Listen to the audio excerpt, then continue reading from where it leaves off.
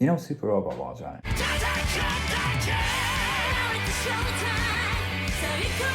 Recently, I played through the very first one. Now, when I was a kid, I was a pretty big fan of Transformers, and it got around, with my relatives and stuff. Mark likes robots, which is probably how my brother and I ended up with this VHS that had a few episodes of an old 1970s super robot anime called Guy King. I can't remember who bought the video, maybe my nana. But it's like, there's no way they knew what Guy King was. They just knew, like, the kids like robots, here's a robot, And that was it for sort of old super robot shows for me for a long time. I never thought about what it was. I didn't know it was Japanese even at the time. And later I got into Power Rangers and I loved their robots too. And then a little later still, I became a video game fan, and ADV Films released an anime based on Tekken. And I snapped that up from a Woolworths, a VHS copy of that. And on the trailers, before the feature started, the Tekken anime is rubbish, by the way. But on the trailers of that VHS was Neon Genesis Evangelion, and I didn't know it at the time, but that was the start of me getting into robots properly. Now in 2007, which was my first time I visited Japan, I picked up a PSP and a copy of Super Robot Wars MX Portable. And up until that point, I'd just been like glimpsing the world of robots. And then playing Super Robot Wars for the first time was like, wow. Like, look at all this stuff from the 1970s, 80s, 90s. I think MX in particular features like a real broad selection of robots. And it's especially nice because robots like Getter Robo, Mazinga, and Grendizer, when they appear in MX, it's not some updated remake version. It's not like Mazinga Infinity or something like that. They basically appear as their original versions from the 1970s. It's really cool to see. And that was alongside stuff that was already familiar to me. Stuff like Razafon and Evangelion are in the game. And they also introduced me to like alternate versions of stuff. Like I was aware of Gundam Wing, but in Super Robot Wars MX, you have G Gundam. And I remember me and a mate of mine like playing the game and going like, what the hell is this? Like these robot horses and stuff, and he's pulling off super moves that look like stuff out of Dragon Ball Z and what have you. It was great. So ever since then, I've become more and more interested in robots. And it's led to the point where my curiosity has built up enough that I decided to check out the very first Super Robot Wars on Game Boy. You still got a Game Boy, Mark? Yeah, sure. And a physical copy of Super Robot Wars for Game Boy to play on your Game Boy? Yeah. Anyway, this game's quite unusual from the get-go. I mean, for starters, there's a 2-player option. That's weird. I never got to try it out, but my understanding is it's basically a versus mode where both players pick a team and then you just fight to see who wins. And that's another thing. As soon as you start the game, the first thing you have to do is pick a team. There are 3 to choose from. There's the Getter team, the Mazinga team, and the Gundam team. Before I get into the gameplay, just take a look at these robots. Does anything strike you as being unusual about them? That's right, they've got eyes. These are sentient robots. So this first Super Robot Wars game exists in a world where there are no humans, at least there's no mention of them, and the robots themselves are the characters in the game. It's weird, it's like Disney's Cars universe. The team I went with was the Getter team, and it's nice that even from the very first game, both the Getter Robo and Getter Robo G have access to all of their transformations. So it's nice to see that mechanic even this early in the series. Now, I'm by no means an expert on Getter Robo, I just like it. I've experienced it mostly through the Super Robot Wars series. I've also seen the Getter Robo Armageddon anime, and I've started to read the manga too, which I was able to find on a trip to Sydney. There's a second-hand Japanese bookstore called Hondarake, and I just happened to find a set of the manga there. Now, my Japanese is far from perfect, so I'm just kind of slowly struggling my way through this book. But it's a real blast to read.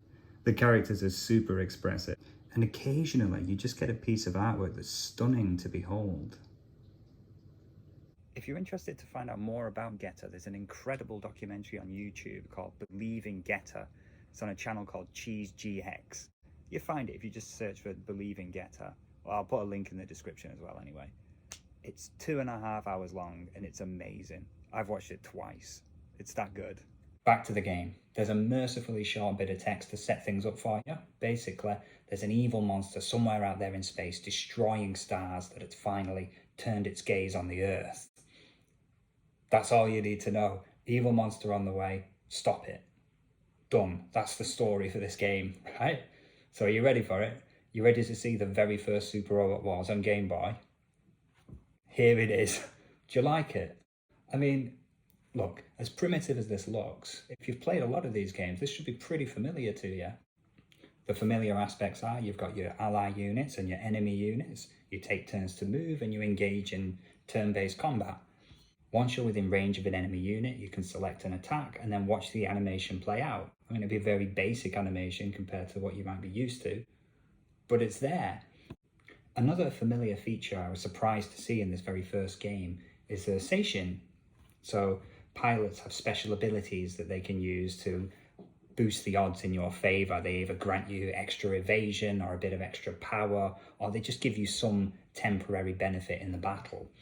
It's a familiar feature of Super Robot Wars games, although they do work a little differently in this first one. At the start of the game, once you pick your team, you have to pick a hero robot who's going to be the leader of your team.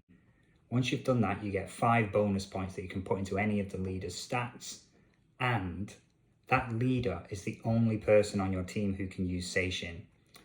Now, rather than having SP points, the Seishin have like a set number of charges. So you could use maybe 2 or 3 Seishin per battle. And the way it works is you hit the menu and then you get a choice of 3 Seishin, which are randomly selected from the master list. So you never know what your options are going to be until you hit the button. You've got no idea. So you press Seishin and then you might get a list of 3 that are completely useless. But here's the kicker. If you look at those Seishin and go, no, none of them are any good, and back out of the menu, that still consumes one of your charges. So you might as well use one of them. You're knackered. As soon as you hit the Seishin button, you're committed. You've spent a point already, regardless of whether you cast anything. I find that quite annoying, to be honest. Anyway, that's the familiar stuff out of the way. What about the weird stuff? What's weird about this game? All right, take a look at this, see if you can tell me what this is. It's a tower, couldn't you tell? What are towers? Why are towers a part of the game? Well, the most common victory condition in a Super Robot Wars game is defeat all enemies. You get some maps where you have to do something different, where you have to arrive at a certain point on the map or something like that, or defend a unit, or take down a powerful opponent in a set number of turns, or something like that. But usually it's just destroy all enemies. In the first Super Robot Wars game, the objective for every map, and there's only 13 of them, but the objective is to capture the enemy tower. What tower? What are you... I'm still not sure what these towers are. The game just says it's their base. You're capturing the enemy base. So fair enough, right? Except every map, every single map has a boss unit on it who sits on the enemy's tower. And you have to defeat that boss unit so that you can then occupy the tower. So the objective might as well be defeat the boss. I don't understand what the extra step of just gaining the tower is. I suppose what it does do is it gives you control over when to finish the level. So once you've defeated the boss, you're then free to roam around the map and do what you want. It's up to you when you decide to take the tower. You can do that at your leisure once the boss is destroyed. And if you like, you can explore the map and you might find hidden items and things all over the map. Now, the items are another thing which works a bit differently than what you might expect. In the modern Robot Wars games, there are a couple of different types of items. You've got items that you can equip to your robots to boost their stats, and then you've got items that are consumable that you can use to restore HP or energy or ammo mid-battle. In this first game, the items are essentially, there's 2 different types. One type of item will give you a permanent stat boost to one of your members, like it can boost their HP or their damage or something like that. And the other type of item gives you an extra attack. So you might find a rocket punch And if you've got Mazinga on your team, you can give him the rocket punch. Pretty straightforward. Okay, so far so good. A little different, but basically it's familiar if you've played these kind of games before. Okay, so let's have a look at the robot stats. You might notice there's a couple that seem out of place. That is, they have loyalty and persuasion stats. What the hell is that? Well, remember how I said there's an evil monster on the way to Earth? That monster's name is Gilgirigam, and it turns out that Gilgirigam has some sort of psychic wave that can brainwash other robots and turn them to his side. So, at the start of the game, when you choose from one of 3 teams, the other 2 teams become enemy units within the game, and you get the opportunity, if you get right up next to them, you can select a command called Persuasion to try and undo their brainwashing and win them over to your side. And you can do that with basically any unit in the game. The persuasion stat affects how easily a robot can persuade a unit to their side. And then the loyalty stat is eventually like persuasion defense. It's how difficult that robot will be to persuade.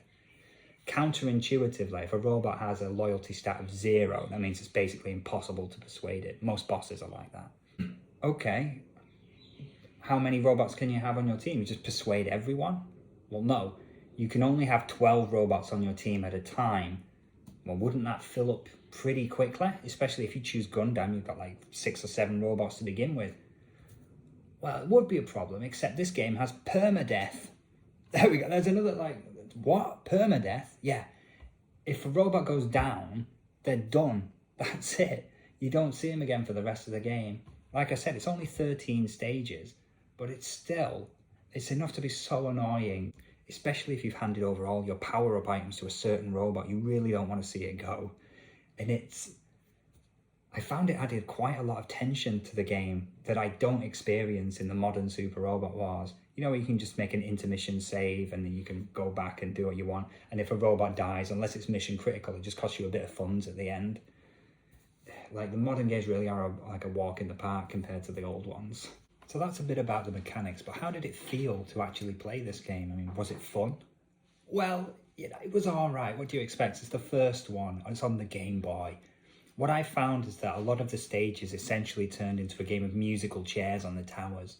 When I mentioned the towers before, aside from that one critical tower that the boss is guarding, there are also a series of other towers throughout the map. And once you take control of that tower, if you leave a unit on it, will recover some HP for the turn. So I'm just swapping all my robots on the towers, building their HP back up and passing turns so that I can take on the next wave of enemies without losing anyone to the permadeath. Been a little bit tedious in places. Also, even though a lot of the elements that would become staples of the series are present right from the start, like I say, stations are a part of the game, although they work a little bit strangely. It is missing some basic options, like your combat options are basically attack or don't attack. There's no defend or evade on any of the units. So I don't know if I'd recommend anybody else to play this game, not unless you're super curious about the origins of the series.